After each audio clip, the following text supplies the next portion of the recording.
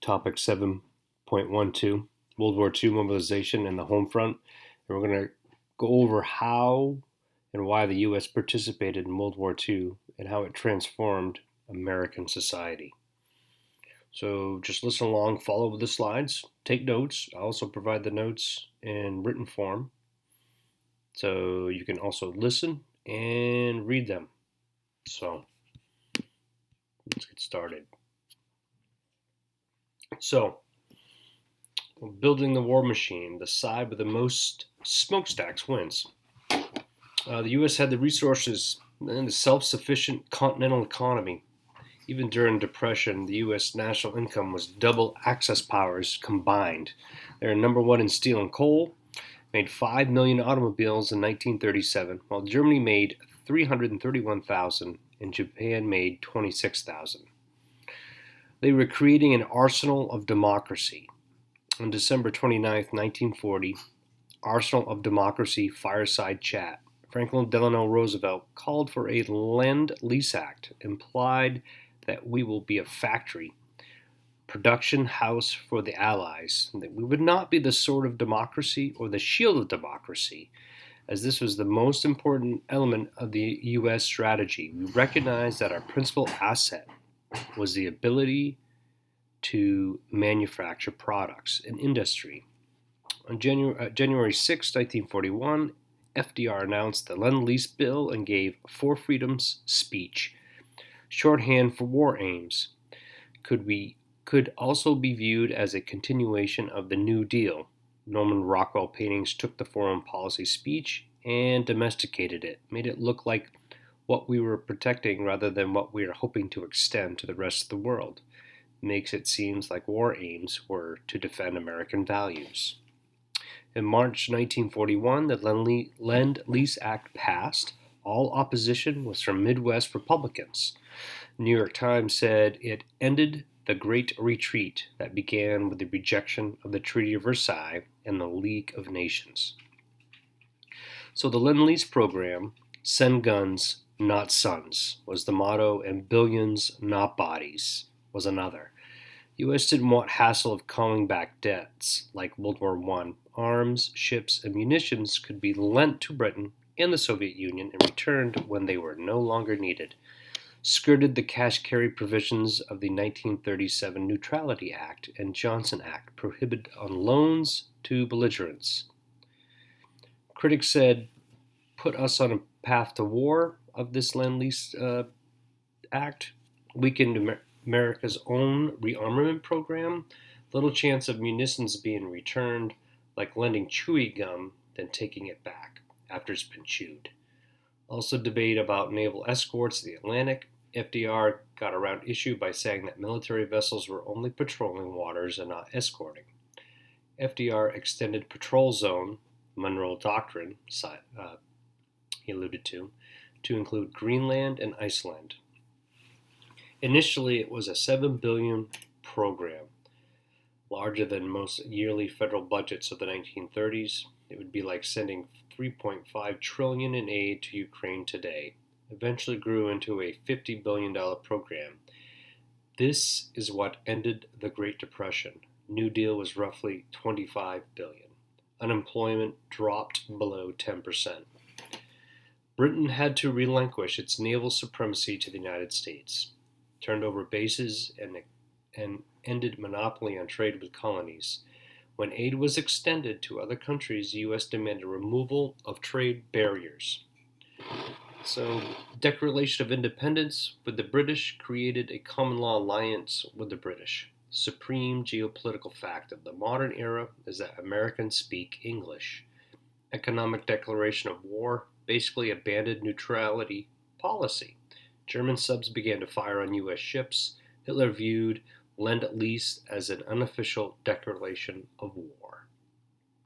Congressional appropriation for defense increased 700% from 1940 to 41, extended to Soviets after Operation Barbarossa, August 1941. Remember, Operation Barbarossa is the name of when Hitler invaded the Soviet Union. 100 planes delivered to the Soviets eventually received $10 billion in aid. Stalin shut down the Comintern as a gesture of goodwill to the Western Allies. Time is the most precious of military assets. Germany and Japan had pinned hopes on a short war. The mobilization challenges. America's task. Far more complex than World War I. Had to feed, clothe, arm itself, as well as transport its forces to regions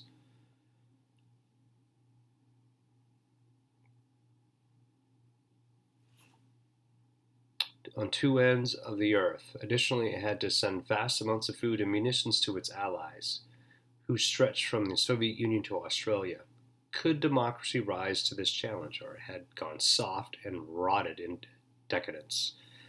Military manpower challenges.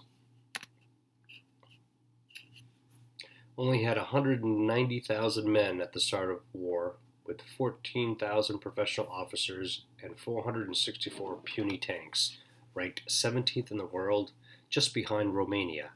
Needed to mobilize 16 million men, 13% of the population, equaled an increase of 40 times in only 6 years. U.S. Victory Program, systematic survey of military objectives, called for 215 divisions and an 8.7 million man army. In 1942, selective service pool expanded to those between the ages of 18 and 65, created a pool of 43 million registered men. 1 in 5 families ended up contributing a family member to the armed forces. Ended World War II with an army of 8.5 million men in a country of 130 million people. By comparison, today, we would have an army of 500,000 in a country of 307 million. Enormous manpower demands. For every 2 soldiers, we needed 1 serviceman, quartermaster, transportation corps, more than 1/3 of the strength of the army by 1942. In a way, the Depression was an advantage, could raise an army from the unemployed. Civilian manpower challenges. Needed fair amount of manpower to stay home in factories and other industrial jobs to get work done. Military needs could threaten civilian standards of living. Could not afford to have labor unrest. The National War Labor Board had power to impose binding arbitration and seize struck plants to prevent unrest. Instituted wage ceilings and wage increases to 15%, threatened to remove industrial occupational deferments for the draft, endorsed closed shop to keep unions on board. John L. Lewis organized a coal strike and helped trigger a railroad strike in 1943, became the most hated man in the U.S. The federal government seized the railroads as a result, and the seeds of the anti-labor movement were planted. Office of Price Administration instituted price ceilings to prevent inflation. General Max was called. Shipping and geography challenges. Needed to ship men thousands of miles to 2 different ends of the earth. At the time, it was beyond Germany's capability to invade England across a 25-mile wide channel, unthinkable for any other power, Germany, Russia, Japan, France, China, Britain, to move their military across the hemispheres into the Americas. Manufacturing challenges. Needed to shift from a civilian to military manufacturing economy. Detroit anticipated 4 million car sales in 1941. Material, steel and many other building materials would be needed for the war. This is why there is hardly any homes built during World War II. Synthetic rubber needed to be created after Japanese invasion of the Dutch East Indies. War Production Board halted manufacture of non-essential items, passenger cars. Companies that used to manufacture refrigerators now manufactured armored cars. Similar to War Industries Board in World War I, but instead of deferring to the needs of business owners like they did in World War I, they deferred to the military purchasing bureaus to place contracts. Officers preferred to deal with big business like Ford, U.S. Steel, GE, DuPont, GM, made biggest corporations bigger. Set goals of 60,000 aircraft in 1942, 125,000 in 1943, 120,000 tanks in 42 to 43, 55,000 anti-aircraft guns. FDR wanted to publicize these numbers to scare the Axis powers. U.S. produced 3.5 million private cars in 1941. For the rest of the war, we built 139 cars. Produced 87,000 ships, 100,000 tanks, 300,000 planes, 2 million trucks, 20 million small arms, 41 billion rounds of ammunition, 60 million socks a year. Took 3 to 4 years to build a battleship, and 2 to 3 years to build an aircraft carrier. Again, the Depression offered an advantage: easier to convert factories to military production when they are sitting idle, 50% of auto plants. Speed limits and rationing introduced to reserve essential commodities: meat, butter, coffee, tires, gas. Double-breasted suits, vests, patch pockets, pleated pants and skirts, and many other clothing items that used excess fell out of fashion. Rationing had little impact on civilian consumption. It was mainly effective because it psychologically engaged civilians in the war effort. Tax refunds were given to businesses for plant expansions, and antitrust prosecutions were relaxed to create a business-friendly economic climate. Needed to spread out manufacturing so that U.S. was not vulnerable to attack. Made sure industrial heartland was safe in the interior. Population began to shift to the west following defense contracts. California population increased 53%, Oregon's population increased 40%, Washington increased 37%. 1 in 5 Americans moved due to World War II. Suburbs grew at a rate of 3 times that of the urban core. In 1930, only 1 in 10 largest cities in the U.S. was located in the West. By 2007, a majority of the 10 largest cities were in the West. Since 1880, the West had become the most urbanized region of the country. Fiscal challenges required massive spending, which required massive taxation. $330 billion needed to increase production, 10 times the cost of World War I. $10 million spent per hour. New Deal total spent was $25 billion. $3.6 billion in military spending in 1940, 2% of the gross national product. $93.4 billion spent in 1944, that was 50% of the gross national product. If you combine all the spending from 1776 to 1940 and doubled it, you would achieve the level of spending reached during World War II. Needed civilians to cover half the cost of the war through war bonds and taxes, which they did. 45% paid through taxes, $50 billion through war bonds. Borrowing paid the remainder. Income tax doubled the burden. Pre-war, only 4 million citizens filed income taxes, had to earn $1,500 or more per year to file.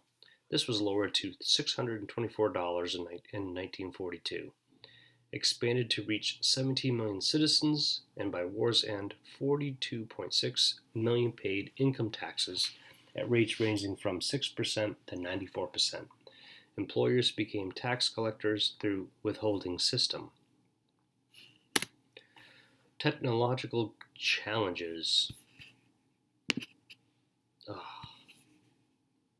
all right. Okay. Technological challenges. Amongst the Niagara of numbers, the figure that weighed the most heavily on the outcome of the war was 2. The U.S. needed to make 2 atomic bombs to defeat Japan. 1890s, Marie Curie and others discovered radiation, spontaneous decay of nuclei by emissions of particles. Natural process takes millions of years in most elements, but releases massive quantities of energy. What if you could speed that up? In 1904, speculations on weaponizing radioactive power. In 1932, neutron discovered. Golden age of physics. Neutrons can pass through the electrical barrier of the nucleus because they don't have a charge. Neutron bombardment could speed up decay of nuclei, and emissions of particles would release energy. In 1933, Leo Szilard discovers that some elements emit 2 neutrons when they absorb 1. This equals a nuclear chain reaction, which equals an explosion. Szilard was forced to flee Germany in 1933 because he was Jewish. In 1939, uranium splitting experiment results published in Nature magazine by Hahn and Strassmann, they were Germans. Uranium released 200 million electron volts of energy when bombarded with neutrons. Implications are enormous. Nuclear fission. Weaponizing radioactive power is no longer speculation, it is a reality. Germany launched nuclear weapons program in 1939, Britain in 1940, Japan in 41, and Russia in 42. It was a big idea. There was no American monopoly on this theory. Making it a reality was a formidable challenge for all nations that attempted to weaponize uranium. In 1939, Enrico Fermi, who was a refugee physicist, tried to alert U.S. military about uranium, but was ignored. Leo Szilard, Eugene Wigner, and Edward Teller, also refugee physicist, approached Einstein and drafted a letter for him to send to FDR. Warned that Germans had stopped exploring uranium, a tip-off that they were building nuclear weapons. Big idea. U.S. launched its nuclear program to keep pace with the Germans. The big questions: how much uranium would be needed to create a critical mass? How to collect it? How to assemble it so that it explodes, not fizzles? If critical mass ends up being several tons, how could you detonate it? On a ship? In 1940, Berkeley, plutonium, man-made radioactive element, soon emerged as a second possible energy source. Could produce a dime-sized pellet from every 2 tons of uranium. At the time, most scientists thought it was impossible to isolate enough U-235. It was a uranium isotope. Natural uranium is U-238, or plutonium, to have a critical mass for a bomb. In 1941, the British discovered you only need a few kilograms of U-23. U-235 isotope occurred at a ratio of 1 part in 140 in natural uranium U-238. In January 42, FDR gave the okay to begin the Manhattan Project. $2.5 billion. 150,000 employees, similar to labor force needed to build Great Pyramids of Egypt or the Great Wall of China.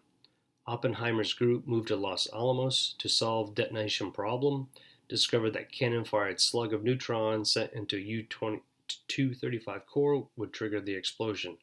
It's too slow for plutonium.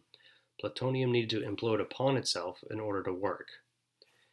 Needed large amounts of uranium, only mined in Czechoslovakia, which the Nazis controlled.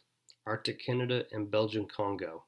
Congo had the richest uranium mine in the world, 65% uranium oxide in the Congo, ore compared to 1% American and Canadian ore. Extraction of this. 5 methods for U-235 extraction completed in Oak Ridge, Tennessee, using power from the Tennessee Valley Authority. 7 methods for plutonium completed in Hanford, Washington, using power from the Grand Coulee Dam.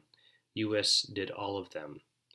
For Manhattan Project to succeed, the whole country had to be turned into a factory. Oak Ridge could produce 7 ounces of U-235 a day in 1945, enough for 1 bomb every 6 weeks. Hanford site would produce 18 5-kilogram plutonium bombs by the end of 1935. Only the U.S. had the margins of money, material, manpower, space, peace, and time to bring a project like this to completion. It had nothing to do with valor or intelligence. In the fall of 1942, Germans canceled their atomic bomb project after their Russian advance stalled, did not have tech, financial, or scientific resources. Many nuclear physicists were Jewish, would have had to give up all their other projects. German physicists were stunned by Hiroshima, had no idea an atomic bomb could be delivered by air. Japan and U-235 extraction would consume 10% of the nation's electrical capacity and half its copper. Planners estimate it would take 10 years to complete. Planners also estimate that Germans and U.S. lacked resources to complete the atomic bomb. Therefore, it was a waste for Japan to pursue. It had 170 grams of uranium hexafluoride at the time when the U.S. had tons. Firebombing of Tokyo destroyed nuclear research facility by the United States. Success. Even with rationing, it was still a consumer's paradise. Macy's had their highest volume sales day in December 1944. Personal consumption increased in the United States while it shrank 22% in Britain, shrank 20% in Germany, and shrank 26% in Japan. Changing the lives of civilians.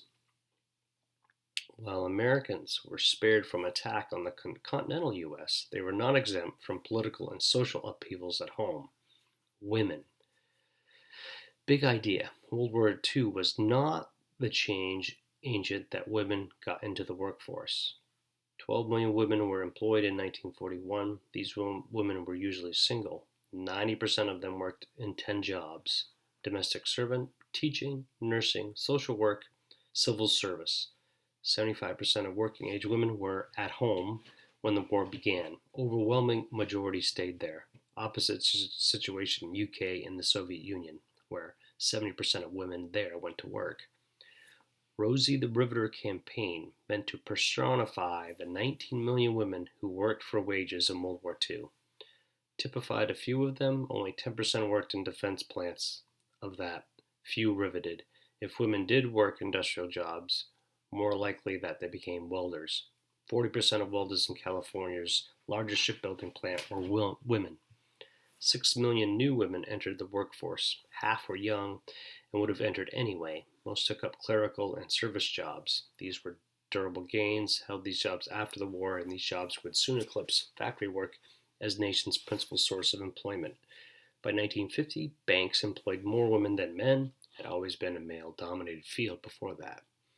Social values did not change much for working women. Could argue that the cult of domesticity became much entrenched after World War II. 2/3 of women returned to being housewives after the war ended. I Love Lucy promoted this in every episode. Lucy attempted to break out of the home and violate some gender stereotype. She always failed. But Rosie inspired later generations to demand economic freedom and family security, child and check, place of work and place to call home, not one or the other. African Americans. Okay, home front of upheavals. Double V for victory campaign. Victory at home and victory abroad. Service. Fewer than 4,000 African Americans served in the Army in 1939. By 1944, the number exceeded 750,000. Many southern states did not allow African Americans to serve on local draft boards.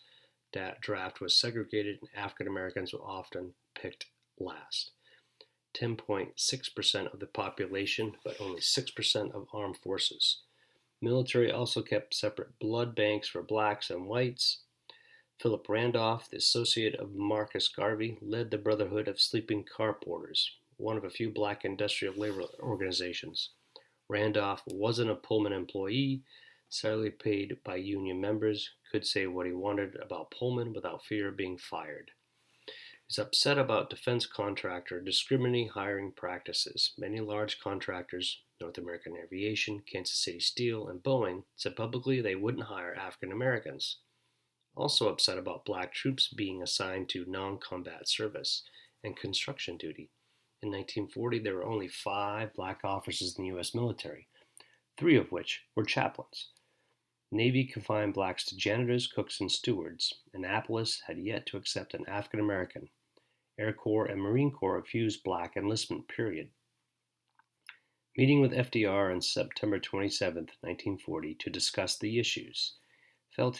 He felt ignored, took issues to the streets, threatened a Negro march on Washington, called for 100,000 to march on Penn Avenue on July 1st for military desegregation and defense jobs. All black march, no whites. It scared many African American leaders, including the NAACP. 2 weeks before the march, FDR invited Randolph to a meeting. Randolph refused to compromise. Executive Order 8802 drafted, banned discrimination in defense contracting. Fair Employment Practices Commission created to investigate and remedy complaints. No mention or resolution of military desegregation problem. Randolph's original problem. African Americans held 8% of the defense industry's job by war's end, similar to their portion of the population, and unions that discriminated were decertified by the FEPC. So this was a victory for Randolph. Crucial pivot in the civil rights movement demonstrated that only mass action worked. He would eventually be one of the main coordinators for the 1963 march. Membership in the NAACP exploded, grew tenfold to 500,000 members.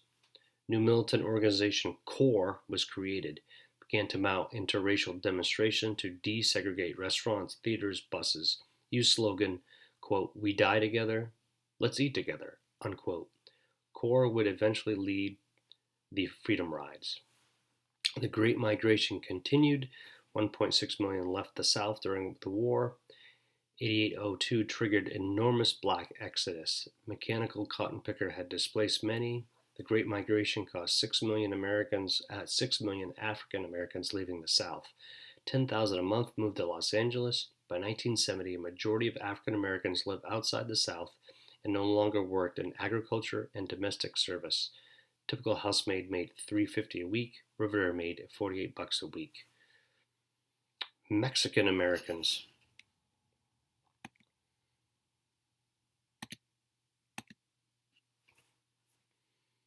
During Depression, climate developed that Mexicans were an undesirable element and expendable workforce during quote-unquote bad times. Chicanos suffered from massive deportation drives. 400,000 deported between 1931 and 1933. Many were children born in the United States. 750,000 total deported in the 1930s. Suppression of Chicano labor movement. AFL resisted an organization of farm workers, also difficult to organize. A geographically mobile seasonal farm labor force worsened with the arrival of the Dust Bowl refugees. Racial violence. Guerrilla vigilantes, sheriff's deputies, and local police violently reacted to union organization. Myth. Chicanos were passive, apolitical people lacking organizational capabilities. CIO began to recruit Mexican agricultural workers into the UCAPAWA, became spearhead of the farm labor movement that would follow. One of the few labor unions to organize Mexican and other agricultural workers in both rural and urban areas, also helped politicize Mexican workers. Unionization had to go hand in hand with civil rights protections if labor movement was going to succeed. Led to formation of Congreso de Pueblos. Congreso de Pueblos, Congress of Spanish-speaking peoples, represented a significant achievement and foreshadowed similar Chicano organizations of the 1960s and 70s. Many female leaders in the organization demand adequate housing, health care, unemployment relief, government investigation of working conditions, elimination of racial discrimination, protection of civil rights. Ultimately failed. Many Chicano leaders drafted during World War II. Funds dried up. Ranks did not include elected officials and couldn't translate resolutions into policies. Also had communists in ranks and attracted opposition from the media. Effects of wars and economic racial obstacles prevented Chicanos from developing labor and civil rights obstacles. Jim Crow discrimination. World War II continued an era of hostility against Chicanos in California. The Pachuas. Chicano youth were members of local clubs and neighborhood gangs, separated themselves from other barrio youth by appearance: high, pompadour, ducktail haircuts, tattoos, baggy suits for boys, short skirts, bobby socks, and heavy makeup for girls. Disdain for public schools, skipping class, constituted a minority of Chicano youth, but received focus of the press, liked to focus on the bravado. Marijuana usage portrayed as violence-prone and un-American. In August 1942, Sleepy Lagoon incident. Near populated swimming hole, a body of a Chicano youth was discovered. Police thought it was a murder related to gang rivalries. Police rounded up teens that frequented the area and arrested them. 22 indicted for murder, and largest mass trial for murder ever held in country. Prosecutor pointed at clothes and haircuts as evidence of guilt, served a prelude to more discriminatory episode later. In June 1943, Zoot Suit riots. Rumors circulated that Chicanos had beaten sailors over incident involving some young Mexican women. Newspapers seized on the rumor. Hundreds of sailors and Marines from nearby bases converged on downtown LA in taxicab brigades and moved on Chicano neighborhoods, attacked youth, and left them to be arrested by police who did nothing to interfere with the military operation. 5 days of beatings and mass arrests. Local press helped feed the hysteria, ended when federal officials declared downtown LA off limits to all naval personnel at the request of the Mexican consulate.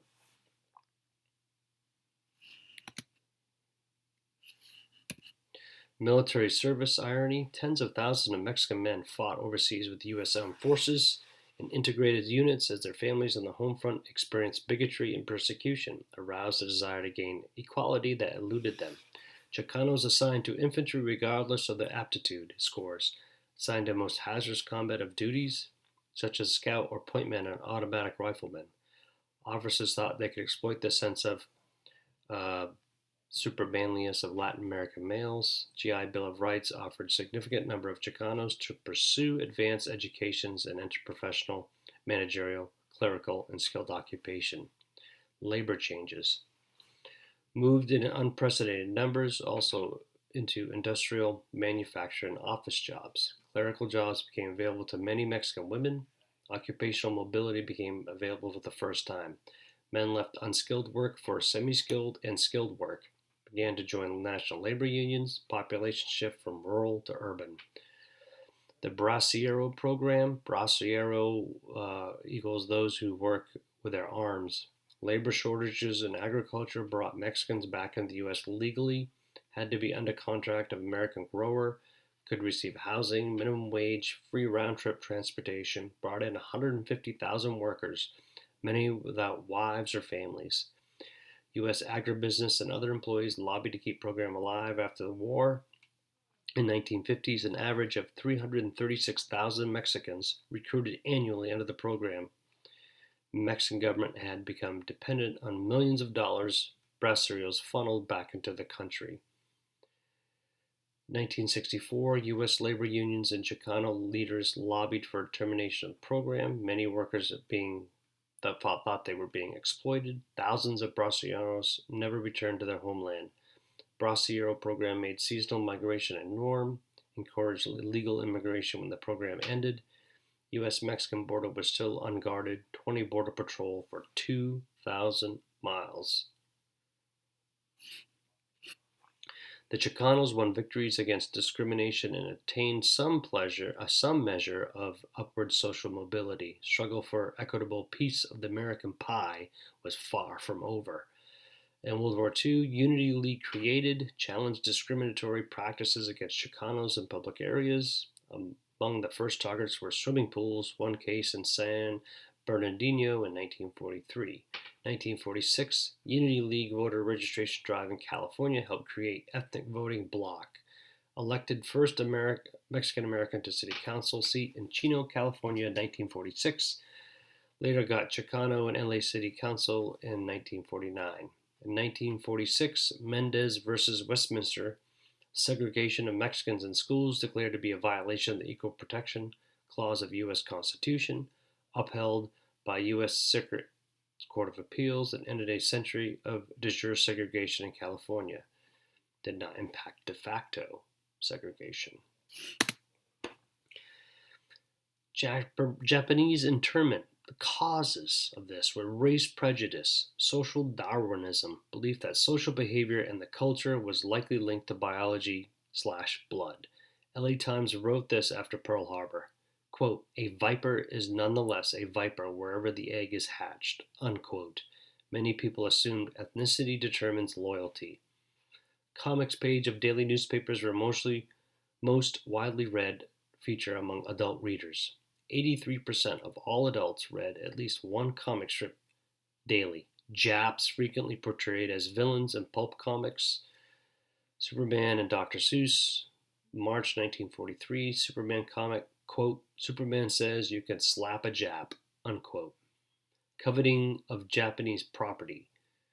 American farmers wanted evacuated land, 1% of land production produced, 40% of crop.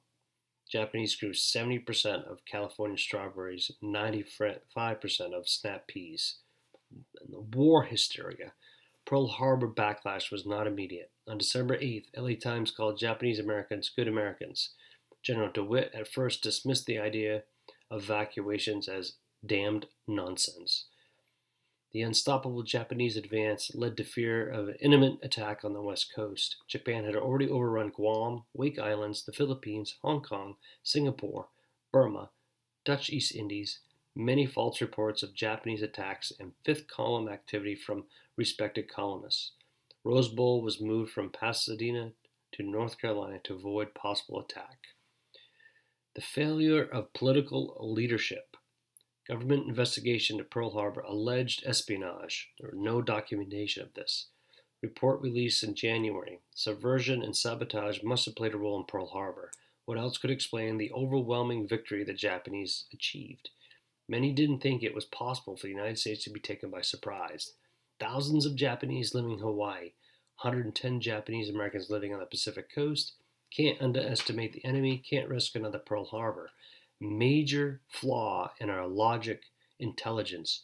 Perceived threat did not match reality. Pressure for Western politicians and military commanders in time of war must have confidence in military leaders. Recommendation of General DeWitt, second generation American immigrants living in Japan wouldn't become unloyal to the United States. Why would Japanese? No sabotage yet is proof there must be one in the works. Some in the cabinet wanted all Japanese deported. Those representing the interests of civil rights and civil liberties in Congress, the press, and other public forums were silent or outright supported the exclusion equals no effective opposition.